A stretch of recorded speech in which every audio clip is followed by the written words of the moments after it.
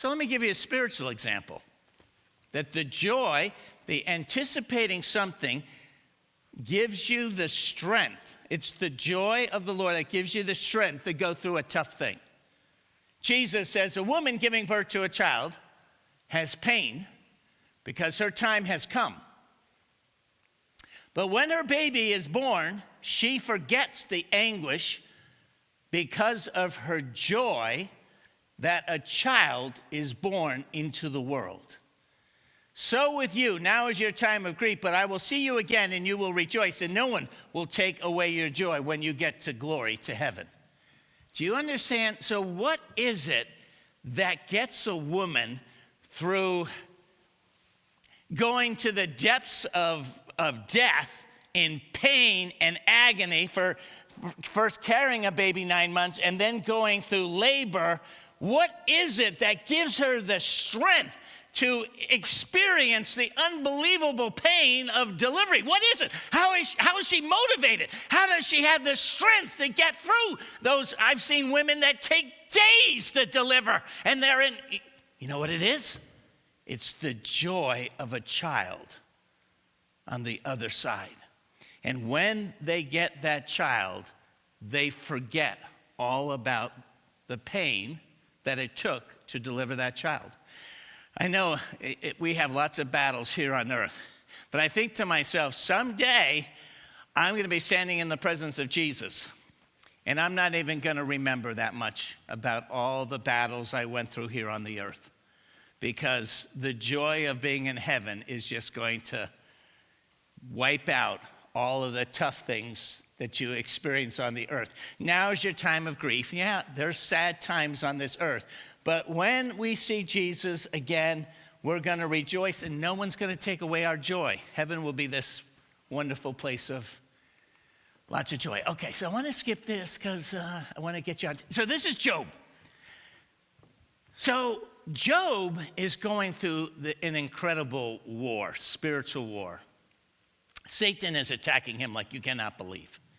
Satan has his children killed. Satan attacks Job's wealth. He loses his wealth. And Satan attacks Job's health. And so he is very ill and sick.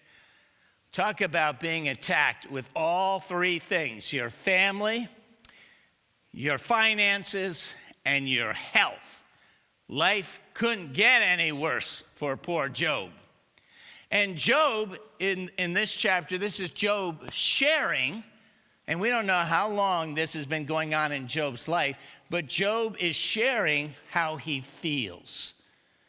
With this illness, he's poor now, no one cares about him, he has nothing. And here's what Job says: "He has alienated my family from me. My acquaintances are completely estranged from me. My relatives have gone away. My closest friends have forgotten me.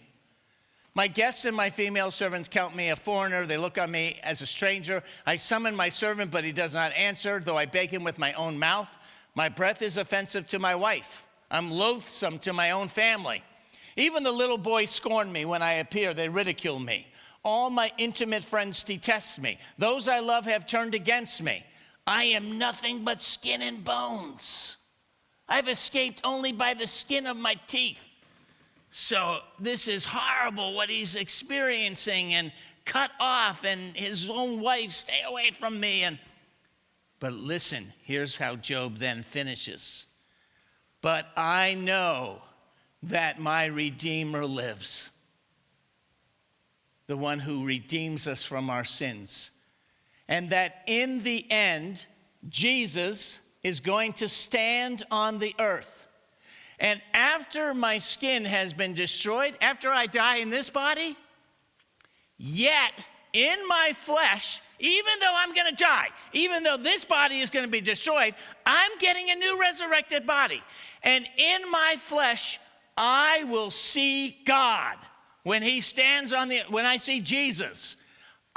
In case you're thinking I'm talking metaphorically, or maybe I'm talking about my kids, no. I myself, verse 27, I myself will see him with my own eyes, and I and not another. How my heart yearns. There's a joy within me that I'm going to see my Redeemer. He lives. I'm going to see him in a body with my own eyes. And that gives motivation to Job, even though his wife is saying, curse God and die, and his friends are not very helpful. Yet Job had a motivation because he knew that the Lord lives.